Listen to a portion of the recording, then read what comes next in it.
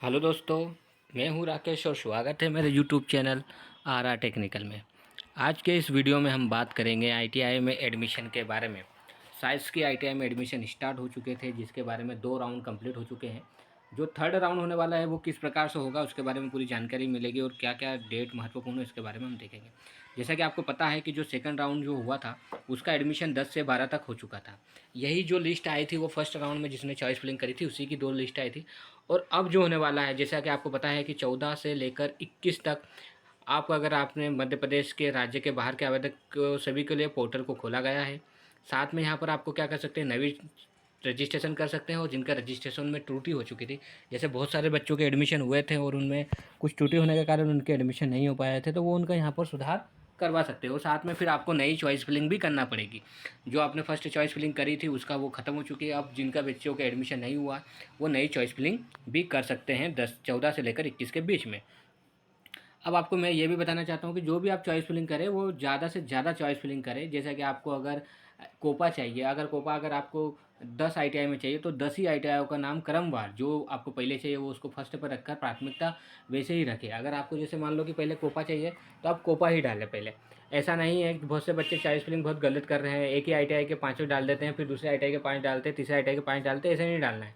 अगर आपको कोपा चाहिए तो पहले इंदौर में अगर कोपा चाहिए, फिर दूसरे पे खरगोन में, तीसरे पे बड़वानी में, जो जिस ज़िले के आईटीआई में जहाँ भी जाना है वैसे क्रम वाइज आप चॉइस फिलिंग करें। उसके बाद फिर दूसरी ट्रेड डालें। ऐसा नहीं कि हमें कोपा चाहिए, फिर इलेक्ट्रिशियन चाहिए, फिर डीजल चाहिए, फिर फिटर चाहिए, तो फिर काउंसलिंग गलत होती है और बच्चा सोचता है कि मेरा नाम नहीं आया और फिर वो वहाँ से काउंसलिंग से बाहर हो जाता है। तो आपको जो भी पहले चाहिए उसकी ही चाहिए। जैसे मान लो कि अगर आपको इलेक्ट्रिशियन चाहिए तो अगर आपको इलेक्ट्रिशियन अगर आप 10 कॉलेज में चाहिए तो पहले इलेक्ट्रिशियन डालें, उसके बाद फिटर डालें, फिर टर्नर डालें, फिर दो कोपा डालें, फिर डीजल डालें। जो सा भी आपको करना है ना, आपकी प्राथमिकता उसी प्रकार से होनी चाहिए जब जाकर आपको कुछ हो पाएगा। जैसे मैंने बहुत सारे बच्चों का देखा है कि उनकी चॉइस फिलिंग काफ़ी गलत रहती है। नंबर 1 पे वो डीजल डालते तो उसके नीचे इलेक्ट्रिशियन डालते हैं, तो आपको जब डीजल मिल चुका है तो आपको इलेक्ट्रिशियन नीचे नहीं मिलेगा। तो आपका जो पहले चाहिए वो आपको फर्स्ट पर रखना है और ज़्यादा से ज़्यादा हो सके तो चॉइस फिलिंग रखें।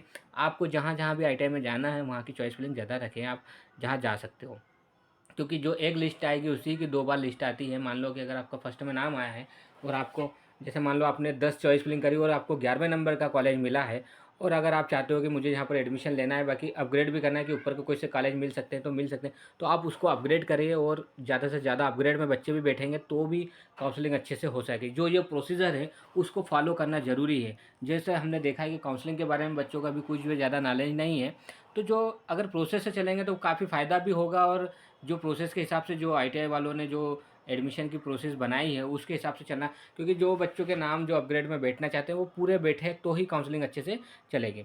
तो आप ये बात ज़रूर ध्यान रखें कि जो भी बच्चा 14 से 21 के बीच में चॉइस फिलिंग करेगा वो ज़्यादा से ज़्यादा चॉइस फिलिंग करे और साथ में अपग्रेड के ऑप्शन का प्रयोग करे। अगर उसे एडमिशन जो उस ट्रेड में चाहिए था उसमें मिल गया तो उसके मुझे एडमिशन इसी ट्रेड में लेना है, वो ऑप्शन पे अपग्रेड कर अपना अलॉटमेंट निकाले और जिसको अपग्रेड करना है वो अपग्रेड करे। तो आपको बता दूं कि 14 से 21 के बीच में जो बच्चों ने रजिस्ट्रेशन नहीं करवाया वो भी करवा सकते हैं, और जिनके रजिस्ट्रेशन हो चुके हैं और उनके फॉर्म में कुछ गलती थी वो मिस्टेक को सही कर सकते हैं। और साथ में चॉइस फिलिंग भी यहाँ पर आपको करना ज़रूरी है। कॉमन रैंक 22 तारीख को 22 जुलाई को यहाँ पर आपको कॉमन रैंक दिखाई जाएगी, यानी आपकी कौन सी रैंक लगी है वो दिखाई जाएगी। और रैंक में अगर आपके नंबर में कुछ त्रुटि हो चुकी है तो 23 तारीख तक 5 बजे तक आप mp.counseling@gmail पर मेल के माध्यम से अपनी सुधार करवा सकते हैं। तो ये वाला बहुत अच्छा है कि कॉमन रैंक आप आपकी आईडी को खोलकर देख सकते हो कि कॉमन रैंक आपकी कितनी है, और साथ में आप उसमें सुधार भी करवा सकते हो। तृतीय सूची जो जारी होगी वो 26 जुलाई को जारी होगी, यानी 26 जुलाई को आपकी तृतीय सूची जारी हो जाएगी। यानी जो भी आपको अलॉटमेंट मिला है उस पर आपको एडमिशन लेना है, और तृतीय सूची का एडमिशन होगा 27, 28, 29 को आपको यहाँ पर एडमिशन लेना है। साथ में आपको जब अलॉटमेंट लेटर निकाले तब आपके विषय या विशेष ध्यान देंगे कि आपको अपग्रेड करना है या नहीं करना है। जिस बच्चे को एडमिशन लेने लेना है फिर भी अगर उसको अपग्रेड करना है तो अपग्रेड जरूर करें कि इसी की केवल फोर्थ लिस्ट भी इसी के जरिए बनेगी। तो जितने भी बच्चे हैं, अगर आपका नाम आया है, आपको एडमिशन लेना है या नहीं लेना है, तो अपग्रेड के ऑप्शन पर जरूर क्लिक करें। आपकी सीट खाली होगी या किसी को मिलेगी, या फिर आपको जो आपकी प्रथम चॉइस जो थी वो भी मिल सकती है। उसी के साथ में अगर हम देखे जाए तो इसी की फिर चतुर्थ लिस्ट भी जारी होगी, और शायद अपग्रेड के साथ में जो बच्चे काउंसलिंग में है वो हट जाएंगे और उसके बाद अपग्रेड की लिस्ट भी आएगी। तो जो आएगी वो 2 अगस्त 2023 को आएगी, तो यहाँ पर चतुर्थ सूची होगा और 3, 4, 5 को यहाँ पर एडमिशन किया जाएगा। तो इसी प्रकार से ये काफ़ी महत्वपूर्ण डेटें हैं, इसका विशेष ध्यान रखें। और बहुत सारे बच्चों को मैसेज नहीं आता है, तो वो भी कृपया, जैसे मैंने आपको बताया कि आपको 26 तारीख को आपका अलॉटमेंट लेटर देखना है, तो आपको अलॉटमेंट लेटर देखना है कि हमें कहाँ पर एडमिशन मिला है। अगर मान लो आपको 10वें नंबर का कॉलेज मिला है, आपको कॉलेज में एडमिशन नहीं लेना, तो उससे अपग्रेड पे क्लिक कर दीजिए, तो आपको ऊपर का कॉलेज मिलना है तो वो मिल सकते हैं। तो काफ़ी, और फिर उसके बाद चतुर्थ लिस्ट आएगी, तो काफ़ी सोच समझ कर आपको चॉइस फिलिंग करना है। और साथ में जो भी काउंसलिंग के जो नियम है उसको अच्छे से फॉलो करें, और निजे जो भी आपका पास का ITI हो बनता है वहाँ पर जाके जानकारी प्राप्त करें कि किस प्रकार से मुझे एडमिशन लेना है, उस पर विशेष ध्यान रखें।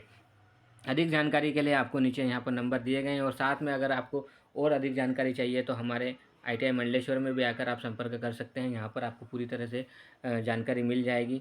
साथ में मैं डिस्क्रिप्शन में मेरे नंबर और साथ में ITI मंडलेश्वर के कुछ कॉलेज के सरों के नंबर भी दे दूँगा। अगर आपको उनसे कुछ संपर्क करना हो तो आप उनसे संपर्क कर सकते हैं। किस प्रकार से चॉइस फिलिंग करना है इसके बारे में थोड़ा ध्यान रखें, और हमारी ITI में जो भी एडमिशन लेना चाहता है वो काफ़ी विशेष ध्यान रखें। और अधिक जानकारी के लिए मेरे चैनल को लाइक और सब्सक्राइब ज़रूर कर दीजिए, क्योंकि आपको एडमिशन से रिलेटेड बहुत सारी जानकारियाँ इसी से प्राप्त होगी। धन्यवाद।